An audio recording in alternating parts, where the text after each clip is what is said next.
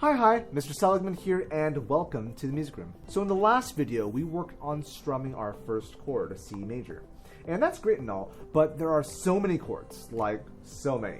There's C, then there's C sharp, but then there's also C sharp minor, but don't forget about then there's the other letters as well, D, E, F, and there's those flats, augmented, diminished, and then we get to 7. Anyways, there's a lot of chords. A lot. So, in order to learn how to play each and every chord, you could either come to me and I can show you, sure, or you can learn how to read a fingering chart. So for many chords, there are 4 parts to the fingering chart. First off, you have the big letter and or letters and symbols possibly at the very top. That tells you which chord you're going to play.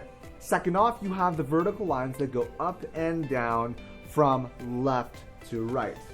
So you have your first string, second string, third string, and fourth string. The reason it's oriented like such from right to left is because if you were to hold your ukulele, you would see string 1 is on the far right and string 4 is the far left. You also have these rows, these boxes. Those are our fret boxes. And so from the nut, this is our first fret box, our second fret box, and third fret box, and so forth. And then lastly, number 4, you have the circles with numbers. That tells you where to put which finger. So if you have a circle 3, that means you're using your third finger in that fret box on that string. So let's break it down. Over here, you have the chord F major, or a version of F major. And you know it's F major because it has a big F on top. Now, it doesn't say major. Major is usually just implied. If it's just a letter, it's going to be major. Next off, you have that 1 with a circle and also a 2 with a circle.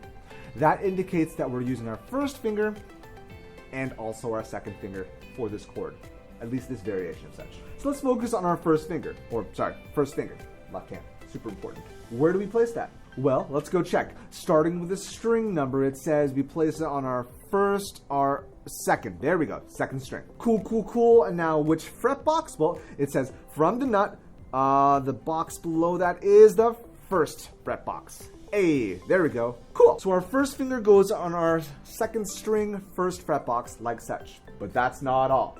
The fingering chart also says we have to use our second finger. But where does that go? Well, let's go check. Our fingering chart says it goes on not the first, not the second, not the third, fourth string. There we go. But which fret box? Well, let's go check. There's the nut, and then we go fret box 1, fret box 2. Awesome. So, second finger goes on fourth string, second fret box. So now let's put down our first where it belongs and our second where it belongs, and this is what it should look like. Awesome. Now that you know where to place your fingers, make sure, just like before, you squish those grapes, push those strings down. Now, just like last week, let's go check if each string is correctly playable. Starting with the fourth. We got that buzzing sound once again. Remember, if you hear that buzzing sound, it's one of 2 things. In this case, it's because I'm not squishing it hard enough. Gotta make sure you squish those grapes. There we go. Little tip, if you need more strength, it helps if you place your thumb behind the neck, and that will give you more strength to squish that grape, like such. Fourth string, check. Now let's try our third string. Another buzzing sound, but I'm not supposed to put more strength on it. There's nothing in the fingering chart that tells me to push down on the third string. Why is that buzzing? So if you remember, I said there are 2 reasons buzzing might occur. This is the second one. It's because your fingers aren't arched enough. Back in the second video, I said to make sure that your left hand is kind of shaped like a C. And it's super important because your fingers need to be curved. This is the case with anything really, whether it's typing, whether it's playing on the piano, whether it's performing in the recorder.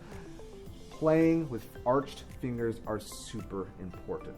And there's 2 reasons behind this. That's because, first off, your fingers can move faster this way if they're arched as opposed to flat. But also, especially on the uk, this ensures that our fingers don't accidentally cover on any other string. So, going from flat fingered to curved finger, let's go check our third string once again. Hey, that's what we're looking for. Alright, I just said a lot of words. Let's go double check. String 4, check. String 3, check. String 2, check. And string 1. A, check. Awesome, awesome, awesome. Now that we have the chord, let's go try 4 down strums. Ready? And 1, 2, ready, go. Ta, ta, ta, ta. 3 more times, so ready, go. Down, down, down, down. Once again, ready, go. 1, 2, 3, 4. Last time, ready, and. Same idea, up strum. Ready? And 1, 2, ready, go. 1, 2, 3, 4. Once again, ready, go. Up, up, up, up.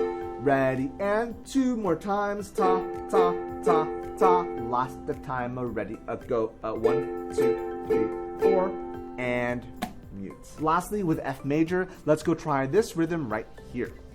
Goes ta-di ta, ta, ta. Let's go try it. Ready, go. Ta-di ta, ta, ta.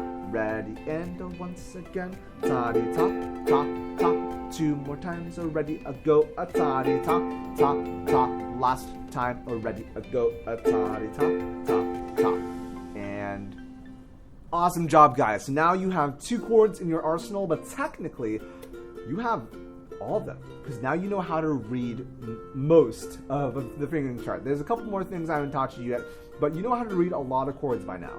So go start checking at the fingering chart that I've placed inside your Teams account, and you can go experiment. And if you're not one of my students, you can go check on Ukulele fingering charts. And now that you know C, you know F major, look at G major, look at A minor, look at B flat major. Actually, don't do that. I haven't taught you one thing. But still, there's a lot of things now that you know how to read. So, guys, if you have any questions, you're always welcome to email me at jonathan.seligman@cvesc.org. But do go explore, go experiment with your ook, and try some new fingers out. Ready? Take care, guys. Bye.